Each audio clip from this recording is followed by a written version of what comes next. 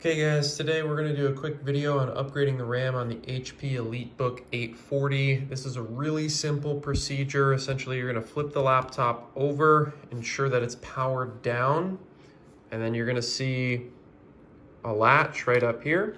You're going to move it to the side, and when you move this latch over, this panel will slide down.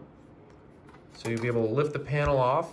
This gives you really easy access to a few things. So wireless card, you can put in a solid state drive stick here. You can use a 2.5-inch drive or solid state drive. And then of course the RAM, which is what we're going to be working with here.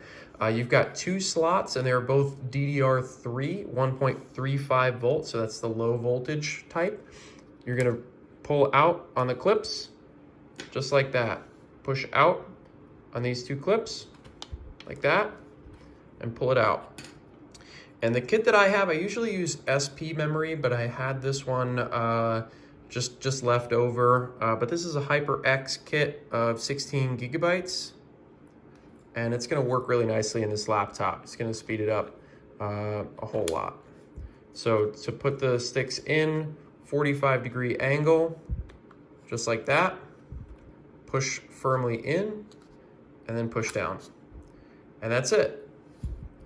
You've just upgraded the RAM to 16 gigs.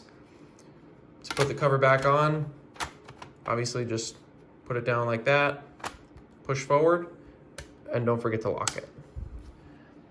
That's it, guys. Really easy procedure on these Elitebooks. Love working on these. Thanks for watching.